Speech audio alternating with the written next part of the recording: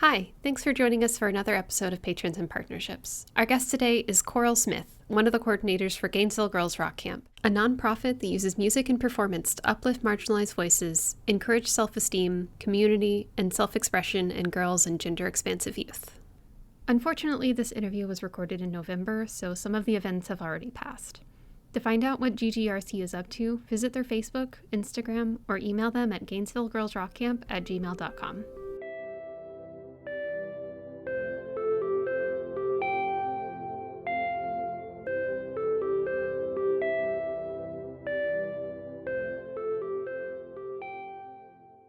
Hi, Coral. Would you mind telling us a bit more about yourself? Hi there. My name's Coral Smith. I grew up in Florida, but I moved to New York after college, lived there for 5 years, working in producing with small theater companies and small nonprofits, mostly in the arts, mostly arts admin because my background is in arts. I cut my teeth basically in New York, which was very intense. And then I moved back to Florida to be closer to my family. I just love it here. I think it's just the coolest, little crunchiest town, and I'm just in love with it fully. So I moved here in 2019, and I got hired by GGRC in actually 2020, which was kind of a wild year, as we all know. It was sort of like a chaotic but incredible shift for me. And I really am digging working more with like youth empowerment and teaching youth through music and performance art.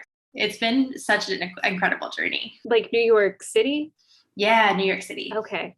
That's a big change going from NYC to like a sleepy little college town. It was, but it was so needed for me. Like I was kind of caught up in that hustle culture. So it was like not sustainable for me. And then when I got a chance to finally slow down in Gainesville, I was like, yes, this is it. I need this. I need this so bad. A very nice change of pace.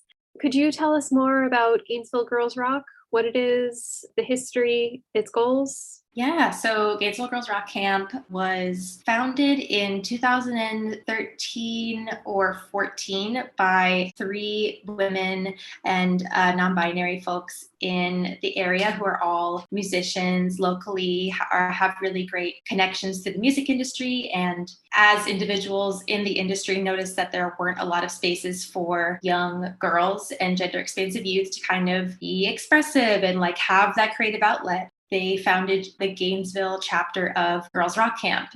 Girls Rock Camp is actually a global initiative. So there are rock camps all around the world that do the same thing that we do, which is teach empowerment, social skills, social justice, and performance through music. So it's like a really, really cool initiative to kind of give space where there typically has not been for girls and gender expansive youth in the music industry. And it's just like a really fun organization that is just centered around joy and expression and creativity. It's like the funnest job ever. How long has the Gainesville chapter of Girls Rock been operating? So it's been about 7 or 8 years, I believe. And I have just joined in the last 2. Like I said, I joined in 2020. We had to put on a online camp, which was so incredibly challenging, but ultimately super rewarding. The community and the campers who have gone to GGRC in the past were really wanting to do it and really needed that connection. Like in the middle of COVID, needed something to show up to every day. We felt like we needed to really show up for our community and for our camper base. We put on a sweet little virtual showcase, and it was a lot of fun. And then this year in 2021, we were able to meet in person, which was like such an amazing experience because my first year as a co-director was online camp. It wasn't like the real in-person thing. And my co-director, Jen, they said that camp is like this incredible in-person experience. You can feel the good energy and it's just such a high of a time. And so when I was finally able to experience that in 2021, I was on cloud 9 for like a week afterwards. It was so much fun to be able to engage with the kids and have the space for all of us to talk and heal and emote and be around like-minded people. So it was just such amazing to not even begin to cover it. It was absolutely incredible. So yeah, I'm super lucky. So 2020, you did a virtual program, and 2021 was more in person, but I'm assuming was still modified because of COVID restrictions. What does a typical summer with Girls Rock look like?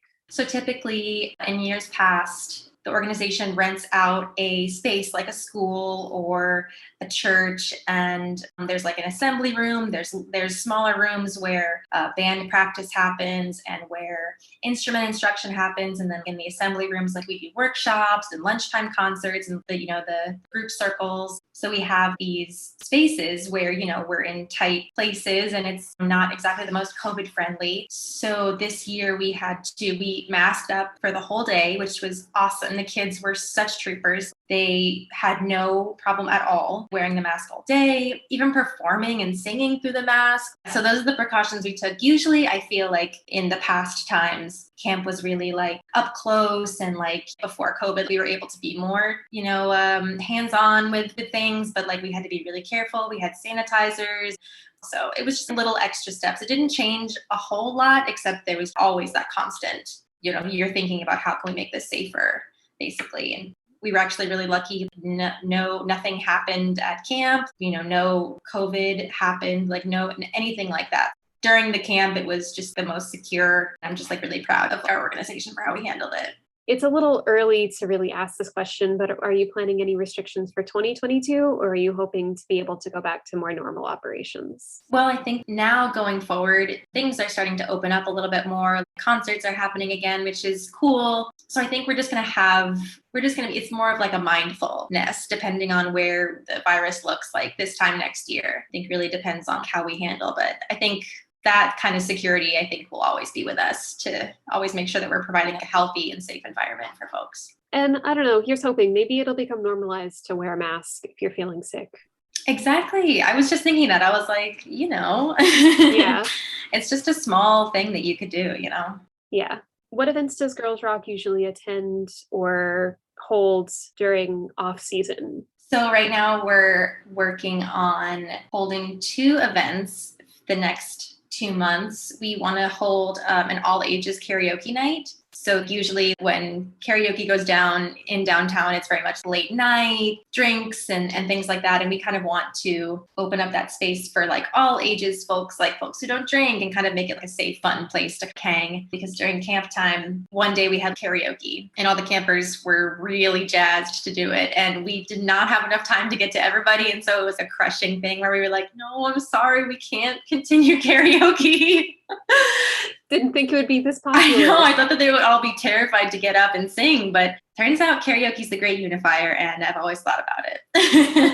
So we're going to do a karaoke night, and then in December, we're going to do a holiday cover show, which we're super excited about, to do kind of like outdoor cover, like holiday extravaganza. That sounds really fun. Where can people find you online to find out more about these events? People can follow us on Facebook, Instagram. Our website is www.GainesvilleGirlsRockCamp.com. We're trying to get more active on TikTok, so we'll see how that goes in the next year.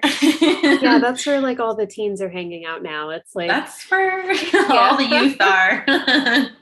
Jenarchy is really, really into it, and I'm just like, I believe in you. Like, go for it. Good luck to them. What sort of support would you like to see from the community, both now and going forward?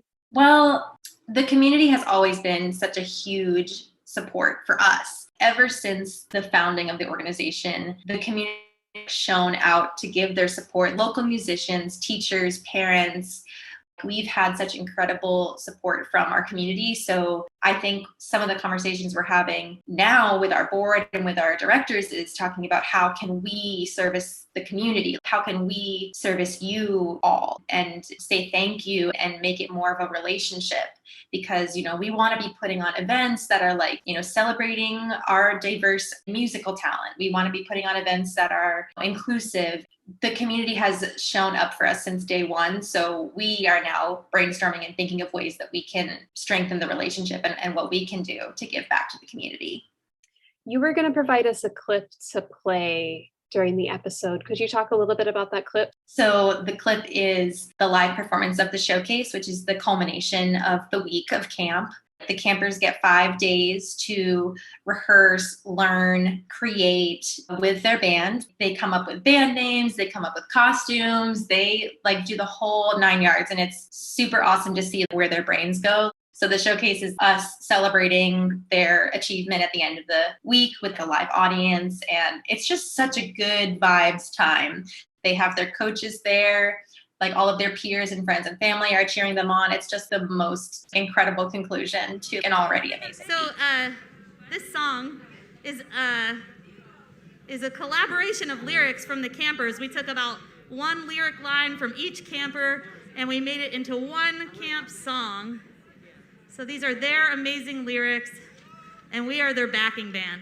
We need all the campers on stage to sing it with us. Yeah, come on up.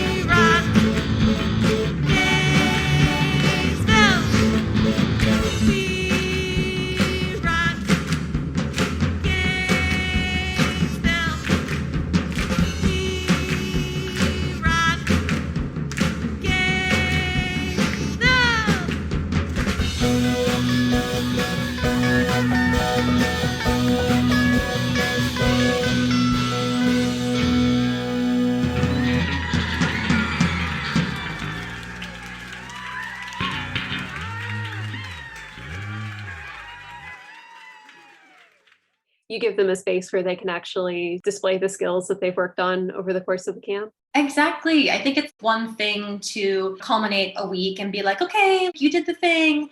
GGRC like puts them on the stage to be like, okay, now do it. Like take everything you learned and put it out there. It's just such a good lesson in courage and putting yourself out there and doing things that scare you, but that are ultimately in a safe and joyful place. So there really is no better place than the stage at that showcase. Like if I could perform on that stage, I would. Like it's the most like welcoming and warm, fuzzy feeling. It's just such a good time to see them present what they've done. I think that was all the questions I had. Was there anything else you wanted to talk about today? Oh, I did want to talk about some upcoming programs that we are working on. Historically, GGRC has only done the summer camp, which is really great. The summer camp has occasionally run 2 weeks. They'll do like a camp A and a camp B, which is awesome. You get to service more families, more youth. But we are working with local organizations and technical companies to create and put out a training program, which is for kids 16 and up, but we're designing the class so that anybody can take it. I plan on taking it because I am technically challenged in so many ways. My co-director, Jen Arkey, is a literal rock star and has so much of the technical knowledge that I'm just like in awe of them. So we are developing the curriculum together, and it's basically a 3-module system where you come in the first couple of days and you kind of learn about what it takes to be a part of a stage team, what it means to be a stagehand, what it means to work in a safe environment and to practice good safety measures, and also like how to plug in a guitar, how to read a stage plot, all of these lessons that are foundational to working a backstage show. There's a gap in the community. There may be like some young musician out there who's playing open mics at like 16, 17, but then really wants to learn how to get into that world. And the way you get into that world is being exposed to it and being in it, like living in it. So the training program is you learn how to be a stagehand, be behind the scenes, and then it's a live application, like on a live stage. So like the Bo Diddley Plaza, Music GNB, all of these live performances, the students will actually get to practice actively, which is such a cool thing. We're working on developing that curriculum, and we're going to start promoting and accepting applications in like the winter, like in the new year. So we're super excited to get that off the ground. That's really cool. Were there any other events you wanted to promote? No, I think that's it for GGRC. Yeah. Okay.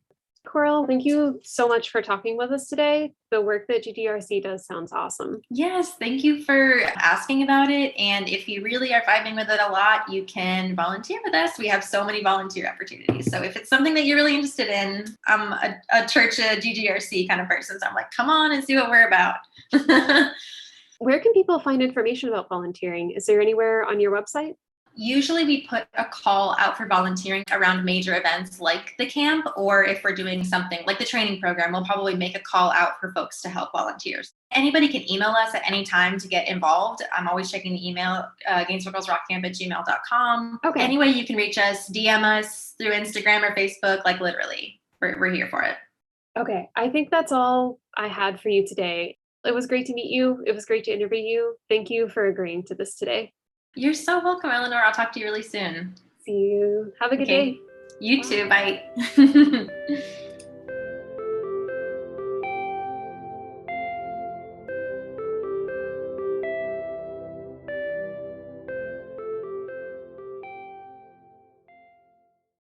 Thanks for listening to Patrons and Partnerships. If you know of an individual or organization you'd like to recommend for an interview, email us at lpsfprogram@gmail.com. To listen to more episodes, find us on Apple Podcasts, Stitcher, or Spotify. And be sure to check out the Alachua County Library on Spotify while you're there for chill playlists to read to, handpicked by our librarians.